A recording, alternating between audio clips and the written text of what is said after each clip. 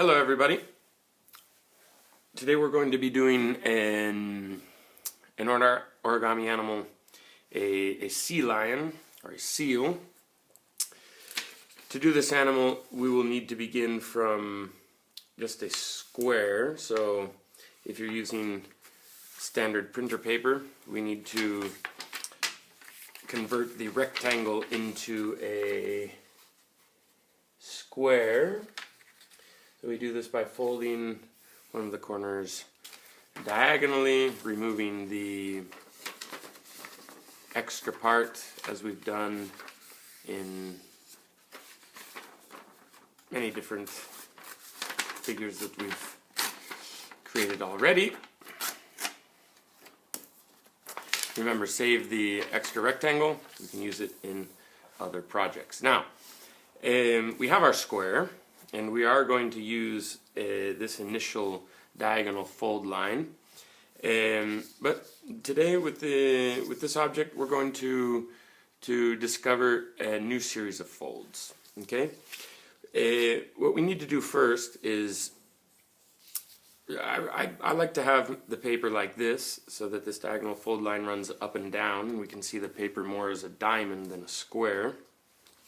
And we're going to fold the right top edge and the top left edge down along the center.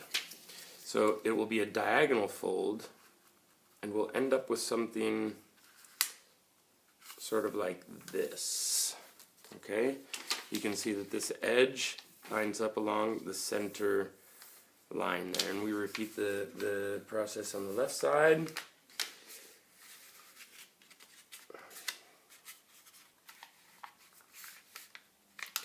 Like so.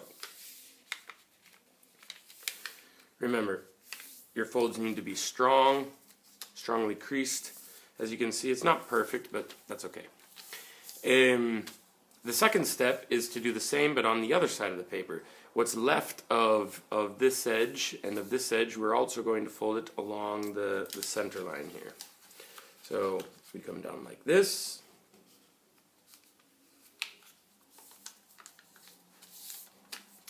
And the opposite side, fold it up, like so. So now we kind of have a long diamond. And this is where we start from. What we have to do now is a complicated fold.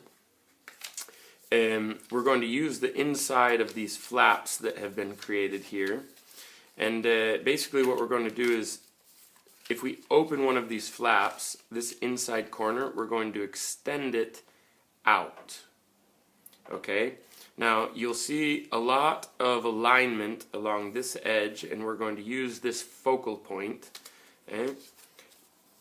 along this edge, and where this fold line meet, this is where we're going to control the next fold. So, to do the next fold, what we need to do is, you can open the flap, lift up this flap, but hold the paper at this point where the fold line meets the edge. Okay?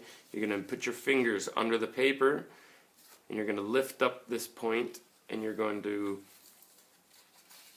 fold it down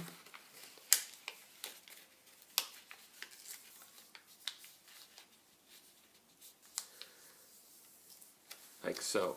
As you can see, I have quite a bit of extra paper there.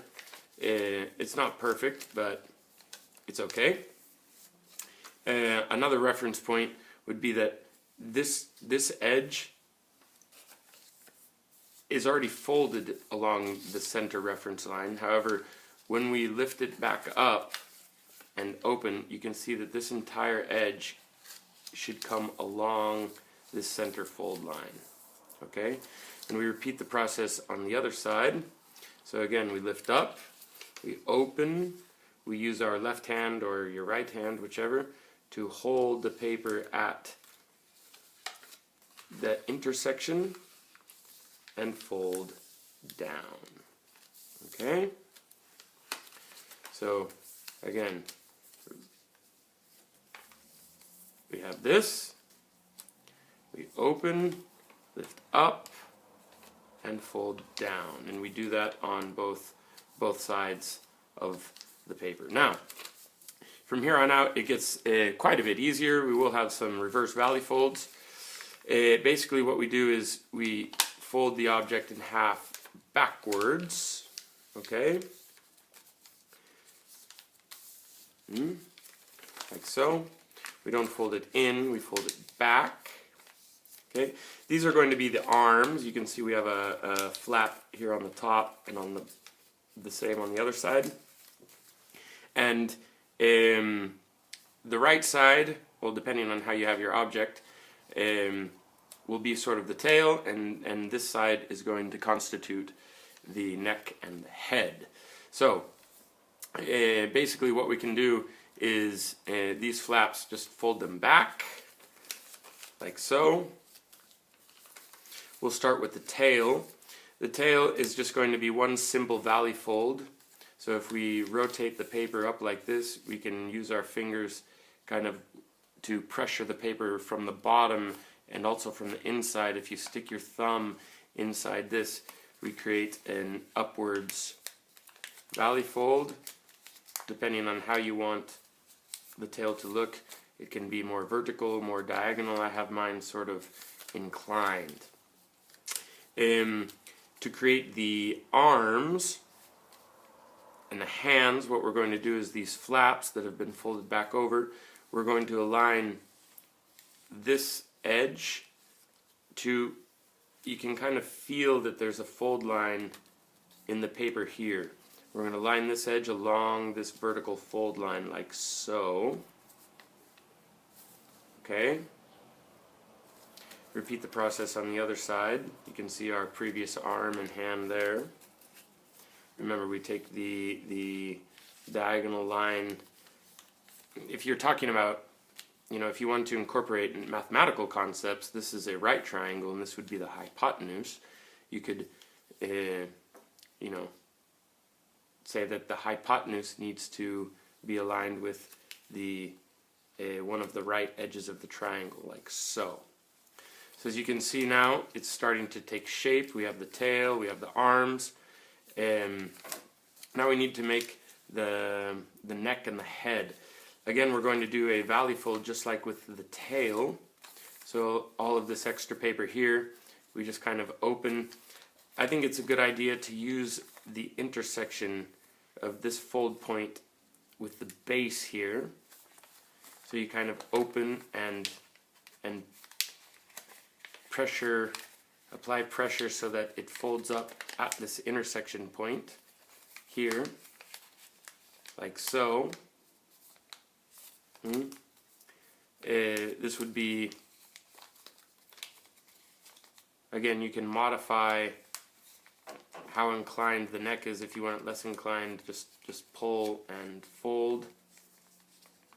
This looks pretty good. Okay, so this would be the neck. Now we need to create the head, which will go this way. Again, it will be another valley fold.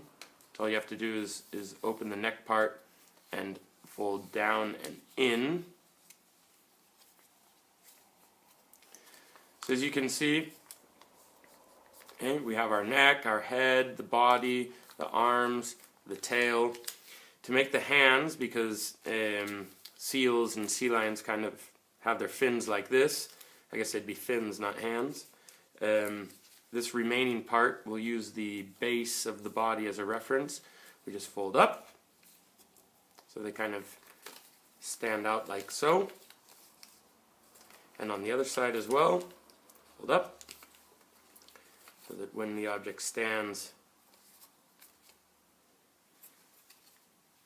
it kind of has its fins out. Okay?